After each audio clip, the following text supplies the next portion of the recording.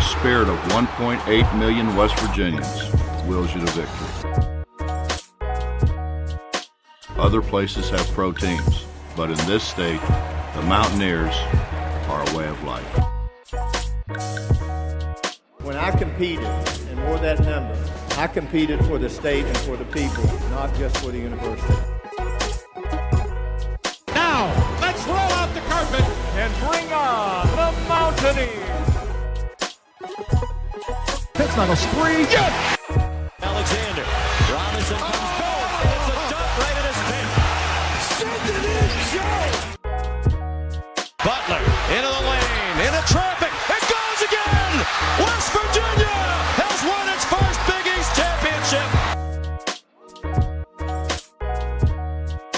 So long, Big Blue. Hello, Golden Blue. The West Virginia Mountaineers are going to the Final Four.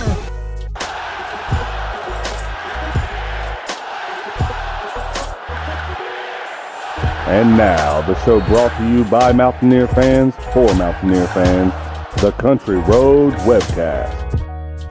What's going on, Mountaineer Nation? Welcome into episode 3 of the 2022-2023 version of the CRW Hoops podcast, here to talk a little bit about how that went there at that Phil Knight tournament that they played in there in Portland, where they ultimately took 5th place in the tournament. No, it's been a couple weeks since I put out a CRW Hoops podcast episode here, but wanted to take a break, both with the holiday, Thanksgiving, and then, of course, with the tournament ongoing. Didn't really want to try and put an episode in between, games there. So wanted to wait till after the tournament to be able to talk about it a little bit and preview the upcoming game against Xavier coming up this Saturday for the Mountaineers.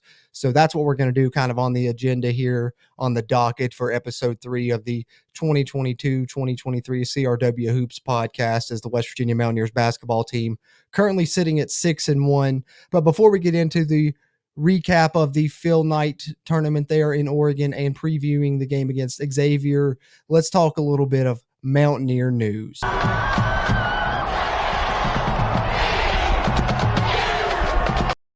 All right, had to throw a Mountaineer news segment into this episode of the CRW Hoops podcast with a heavy Mountaineer news day that just passed the day before that I'm recording this podcast.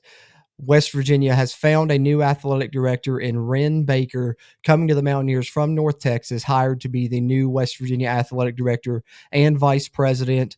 I think this is important to note on the basketball side of things because a couple of reasons. One being Wren Baker kind of has a history with basketball, actually a former basketball coach in his own right. And then the second one being, of course, Bob Huggins. We know he doesn't have too many seasons left in him. So it looks like Wren Baker will ultimately be, barring any unforeseen circumstances in the near future, the athletic director that will be choosing the coach that follows Bob Huggins on the West Virginia basketball side. So that was a big piece of news. And then, of course, on Mountaineer football side, Neil Brown will be returning as the head coach in 2023.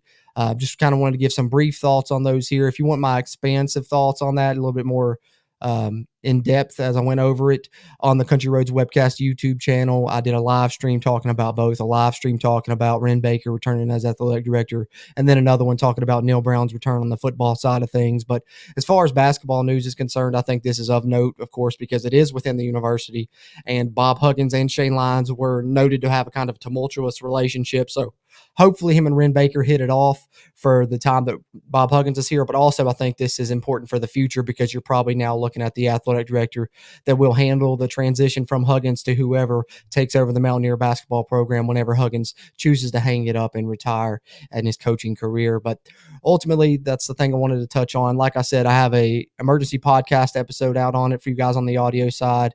But if you want even expanded thoughts beyond that, even hop over to the Country Roads Webcast YouTube, where I did a couple long form live stream episodes talking about it more in depth. But as far as Mountaineer news segment for our purposes here on episode 3 of the CRW Hoops podcast, what you need to know: Wren Baker hired to be West Virginia's athletic director and vice president moving forward.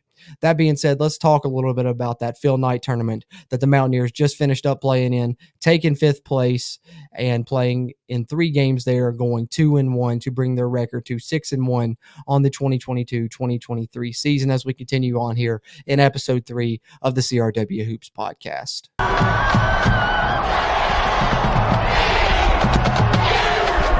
All right, so I want to touch a little bit about the West Virginia Mountaineers' performance out in Oregon as they took 5th place in the Phil Knight tournament that they played in there against some tough competition. Ultimately, in hindsight now, the Mountaineers having the very tough first round matchup, probably the toughest opponent of anyone in the first round now in hindsight in Purdue. And I will touch on that game against Purdue, the next game against Portland State, and of course their final game there against the Florida Gators a little bit. And then I want to preview the game against Xavier coming up to close out this episode here of the podcast. But before I do that, just wanted to take a second and say really appreciate you guys tuning in to episode 3 of the CRW Hoops podcast, whether you're tuning into the audio version, which you can find on any podcast platform. But if you're listening on Apple Podcasts, do us a favor, leave us a rating. That really helps us. If you're listening on any of the other podcast platforms, you're obviously a big West Virginia fan, so you probably know other West Virginia fans, so be sure and share it around with them, and that really helps us as we continue to try and grow the Country Roads Webcast community throughout Mountaineer Nation. And in turn with that, if you're watching here on the video side, whether it be on our YouTube channel here at the Country Roads Webcast or over on the WV Sports Now YouTube channel, as we are part of their network and they have great Mountaineer sports content that you can find on the web at wvsportsnow.com. But whether you're tuned in on their YouTube channel or our own here to the video version, do us a favor while you're in here, drop a like, hit that thumbs up button. It'll really help this video's performance and help future videos performances here on the channel. And if you haven't already, hit the subscribe button. Helps us, helps you, helps get more of this Mountaineer sports content out to Mountaineer Nation. That being said, West Virginia currently, after the tournament in Oregon, sitting at 6-1 on the 2022-2023 West Virginia basketball season. I want to talk a little bit about each of those games. Like I said, in hindsight, the Mountaineers had the toughest opponent in the tournament, the team that went on to win the tournament in the Purdue Boilermakers. 7'4" Zach Edey, we knew was going to be a tough task for the Mountaineers. The Mountaineers got the game close at times, but they played Purdue better than, Duke and Gonzaga, who were both, top 10 teams heading into the tournament. And West Virginia played Purdue closer, but ultimately fell by 12 points in the end, 68-80 to the Purdue Boilermakers. Some of the stats from that game, of course, as I mentioned, Purdue's Edey. Zach Edey from Purdue was really a standout for them in this game, as expected. He's going to be a star for them all season. Going to be tough for anyone to stop. I thought Jimmy Bell, Waggy, Trey Mitchell, those asked to kind of guard him, held their own. We knew the Mountaineers would have to utilize their fouls. Foul trouble became an issue, unfortunately. But Zach Edey finished with 24 points and 12 rebounds. Just an absolute force from him. I think what really hurt West Virginia ultimately in the game, though, was the ability of Purdue to shoot the 3 ball. I think they shot it better in this game than they had shown coming in. I think their guards played better than West Virginia expected them to coming in. Gillis went 2 of 3 from the 3-point line. Smith went 1 of 1. And overall, as a team, they went 8 of 17, shooting 47% from the 3-point line. Whereas the Mountaineers had probably their greatest struggle shooting the basketball that we've seen them have thus far this entire season, only shooting 22% from the 3-point range, 5 of 22. Thought that really hurt him in the game, was the 3-point percentage. Because from the field, they weren't too terrible, 41%. They've been a lot better than that and can do a lot better than that. But you just had some struggles. Trey Mitchell 0 of 3 on threes. Emmett Matthews was 0 of 1, and Eric Stevenson was 1 of 6. So when you have your stars struggling, it's tough. But the Mountaineers' leaders in that game, scoring-wise, of course, was Eric Stevenson with 17 points. Keedy Johnson added 11, and Joe Toussaint contributed 16 points, 5 rebounds, and 4 assists. Ultimately, the Mountaineers, lost to what would go on to be the tournament's champion there in the Phil Knight tournament in Oregon in Purdue. And they are a very tough Purdue team, and it's going to be a tough team throughout the season, now ranking top 5 in the country, and rightfully so with their performance in the tournament. But the Mountaineers were able to bounce back in their second game of the tournament, where they took on Portland State and were able to manage an 18-point win.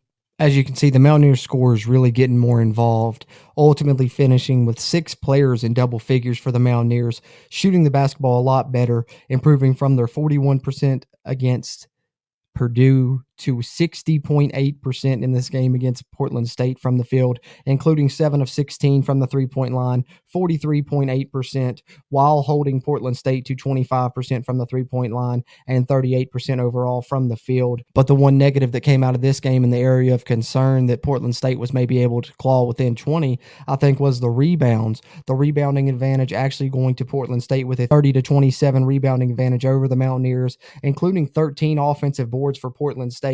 So the Mountaineers needed to correct that in their game against Florida, and I think they did that in a big way as well when they bounced back against Florida.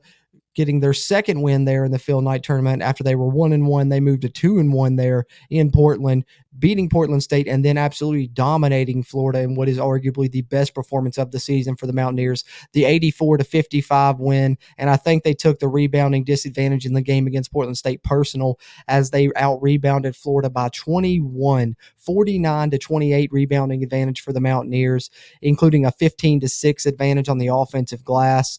The Mountaineers bouncing back in a big way, and they kind of put everything together that they showed in this tournament. I think they showed some good defensive efforts against Purdue, but struggled offensively. So then against Portland State, they get the offense going, but the rebound struggling. So then here against Florida, you get kind of the combination of all three, and you get to see that the typical potential of this Mountaineer team that has everyone excited about this upcoming season, I believe, as West Virginia is able to defeat Florida to move to 6-1 on the season in their final game there at the Phil Knight tournament in Oregon. And the Mountaineers stat leaders in that one, just kind of taking a look at those. Trey Mitchell having a better game, 17 points, 8 rebounds, bit of the potential, that we've seen from him shining through there. Emmett Matthews, 13 points. Eric Stevenson, 15 points. Joe Toussaint with 9 points and 3 assists. Kobe Johnson coming away with 2 steals. Eric Stevenson adding 2 steals of his own as well, as the Mountaineers had 7 steals in that game against Florida. So like I said, kind of putting everything together in that game, it seemed like, and hopefully the Mountaineers were able to continue to do that moving forward as it moved them to 6-1 on the season there. They come out of the tournament in Portland, Oregon, finishing 5th place in the tournament, going 2-1 overall, but I think giving us their best performance that we've seen to date in that game against Florida. Great offensive effort, great defensive effort, and the best effort we've seen from the Mountaineers on the glass as well. So despite, not coming away with the tournament championship, I think overall you come away pleased and encouraged by the West Virginia Mountaineers performance in hindsight there. And it's good to be sitting at 6-1 on the season, and getting 2 wins there in Portland was no easy task. But now the Mountaineers will face another tough task as they travel onto the road for a true road contest at Xavier this Saturday. Xavier currently 5-3 on the season. Game's going to be December 3rd at 6:30 p.m. That's Eastern Standard Time. It's going to be televised on Fox Sports 1. If you guys want to check that one out, be sure and do so there on Fox Sports 1. But the Mountaineers ultimately are ready for it, I think. It's going to be a tough task, and if the Mountaineers go into there and get a victory, then you will really know a lot about this West Virginia team and that they are indeed for real, I think. We were worried about Fool's Gold a little bit and wanted to see what they did in Oregon. Like I said, I think we came away encouraged, and now we get to see what they do on a true road game in a tough environment there as they take on the Xavier Musketeers this Saturday. And let's get into a little bit of a preview of that game before we close out here on episode 3 of the 2022-2023 version of the CRW Hoops podcast.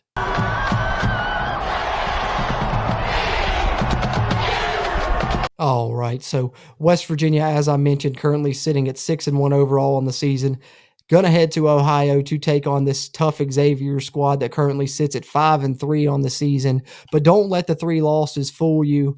They have played some tough opponents. Their 3 losses coming to Duke, who they lost to by 7, Gonzaga, who they nearly defeated in an 88-84 battle, and Indiana, who they only lost to by 2. And Indiana actually just beat UNC, who was the preseason number 1 in college basketball. So Xavier's played some tough opponents to get to 5-3 on the season.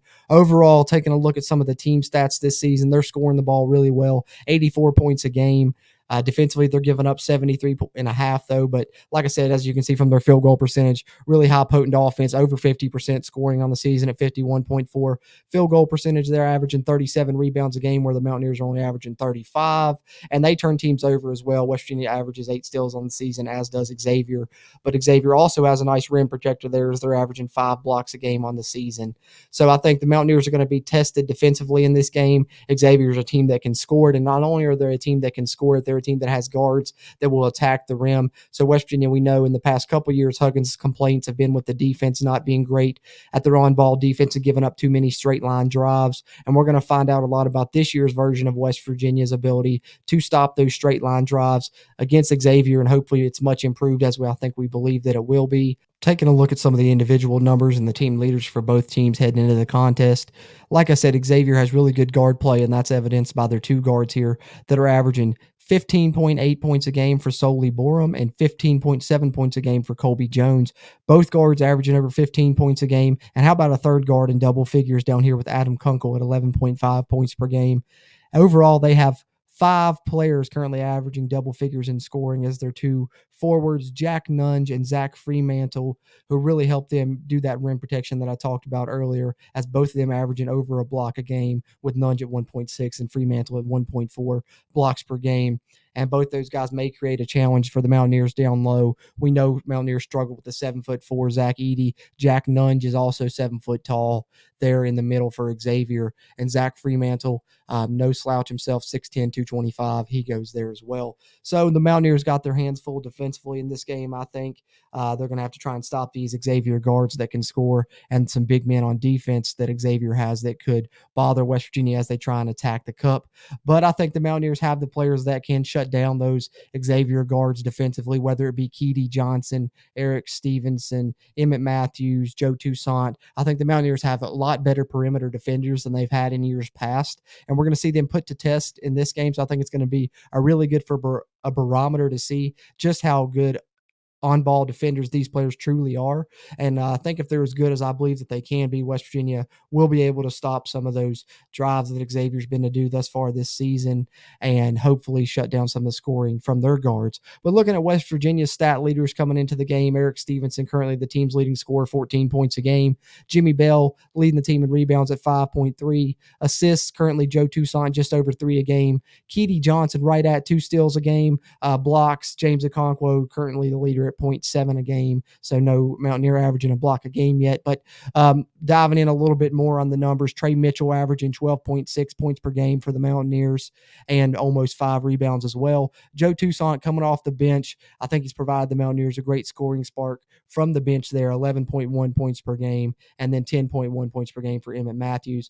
So as Xavier has 5 players averaging double figures, the Mountaineers have 4, and then 2 guys just outside with Keedy Johnson averaging 8 points a game and Mo Waggy averaging 7 points and 4 rebounds a game, and he's been a bright spot for the Mountaineers. So I think the Mountaineers have the capability to keep up with Xavier's scoring, and they have the defensive talent to potentially hold Xavier's scoring average down below what it normally does. So I think the Mountaineers have the capabilities to win this game, but it's going to be a very tough contest for the Mountaineers to be able to do so. Moving forward, diving in if I think they will be able to do so with my prediction here.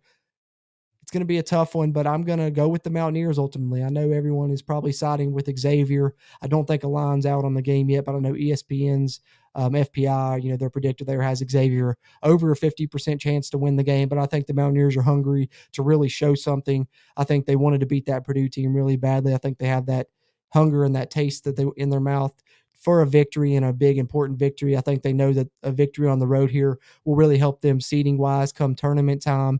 And I think they were unsatisfied with how they came away from Oregon. They wanted to win that tournament. This is a team that I think is a lot in the Huggins mold, a lot of hungry guys, a lot of scrappy guys. And I think they're going to show that there in Ohio. It's going to be a tough environment. Huggins has a history with this Xavier team from his days at Cincinnati. I think there's still a little bit of a rivalry there between them and himself a little bit. Maybe he uses that to motivate these players, but I think West Virginia comes out hungry, and I think they make a statement in this one. I'm talking 8 to 10 point win for West Virginia over Xavier as far as my prediction is concerned. But what are your all's thoughts? Let us know in the comments if you're watching this on the video side, whether it be on our channel or the WV Sports Now channel. Throw us your prediction in the game for the Mountaineers as they head over to Xavier, sitting at 6-1 on the season to take on the 5-3 Xavier Musketeers in the 7th game of the 2022 WVU basketball season. Having said that, appreciate you guys tuning in here to the CRW Hoops podcast 2022-2023 edition, episode 3 here. And before I get ready to close this out, one more time for you guys watching on the video side, drop us a like before you head out if you would. Really helps us. And in turn, subscribe if you haven't already. Helps us and it helps you. Gets more of this Mountaineer sports content out to Mountaineer Nation. And if you're listening to this episode on the audio side, which you can find on any podcast platform you prefer, just search for the Country Roads Webcast. If you're there on Apple Podcasts, leave us a rating or a review. That really helps. And if you're on any other platform, share us around.